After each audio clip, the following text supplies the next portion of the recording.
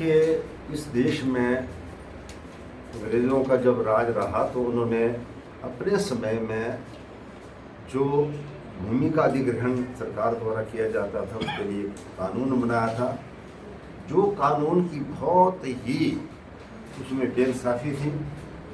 और खुशी की बात है कि अनेक दशकों के बाद केंद्र की यूपीए सरकार ने 2013 में जनता की दिक्कतों को समझते हुए ये कानून पारित किया कि भाई जो भी जिन लोग कहीं भी भू अधिग्रहण के कारण प्रभावित होते हैं या विस्थापित होते हैं उनके लिए उचित मुआवजे के साथ साथ जो भी अनेक प्रकार की जो दिक्कतें आती थी बड़ी गहराई से उसके ऊपर कानून बनाया जिसको हम साधारण शब्दों में कहते हैं भू अधिग्रहण कानून 2013। और खुशी की बात है कि उस कानून को देश के कई राज्यों ने जनहित में अपने अपने स्थान पर उसे लागू किया। वहाँ के लोगों को राहत मिली, लोग बड़े खुश हैं। हिमाचल प्रदेश में भी ये सबसे पहला ये प्रयोग हुआ।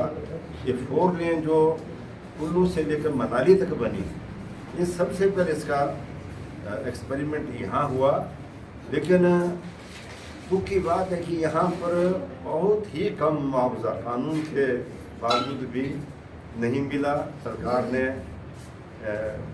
2 गुना मुआवजा दिया, वो भी सर्कल रेट का, जबकि कानून कहता है कि मार्केट रेट का जो है 2 से 4 गुना, यानी फैक्टर 1 से फैक्टर 2। और ये ग्रामीण क्षेत्रों में ये लागू होगा। और यहाँ तो जहाँ जो भी ये सड़क बनी ग्रामीण क्षेत्र में बनी है।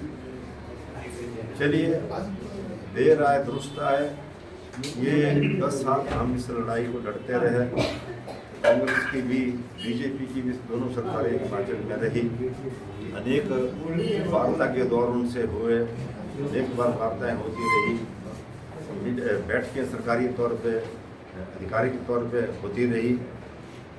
और उसके बावजूद भी हमें न्याय नहीं मिला।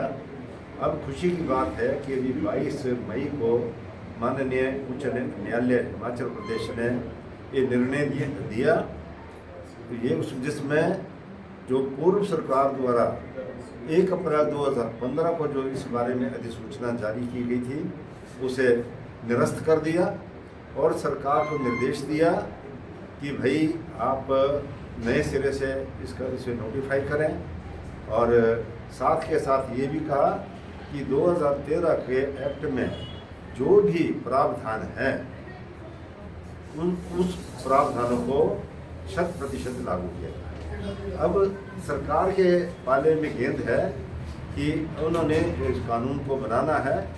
तो हमारी हिमाचल सरकार से गुहार है कि आपकी यूपीए के द्वारा, केंद्र की यूपीए द्वारा ये कानून लाया गया है और आपने अपने घोषणा पत्र में 2022 के चुनावी घोषणा पत्र में भी लोगों को 4 गुना मुआवजा देने की बात कही है कि अब आपको अविलंब बिना किसी देरी किए हुए इसको लागू करना आपका नैतिक कर्तव्य है। इस बारे में हम सरकार के प्रतिनिधियों से, माननीय मुख्यमंत्री जी, अपने विधायकों से, माननीय राष्ट्रीय मंत्री जी, या जहाँ भी संभव होगा वहाँ मिलेगा। साथ में ये भी कहना मिलेंगे हम, साथ में ये भी कहना है कि ये जो प्रोजेक्ट है 4 लेन, ये तो भाई केंद्र का है, पैसा केंद्र का देना है, जिसके बारे में गडकरी जी ने कुल्लू में आकर के ये आम खुले रूप से कहा था कि बिल्कुल हिमाचल सरकार फैसला ले तो हम 4 गुना मुआवजा देंगे। और मोदी जी, आदरणीय प्रधानमंत्री जी ने भी मन की बात में ये कही है।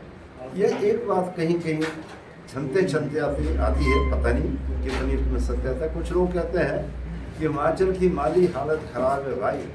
अब ये तो केंद्र का प्रोजेक्ट है, केंद्र में तो हम 4 गुना दें, लेकिन जब हिमाचल को किसी प्रोजेक्ट के लिए अगर मुआवजा देना तो हम कहाँ से देंगे। इस बारे में मैं स्पष्ट करना चाहूँगा, हिमाचल में नाम मात्र जो है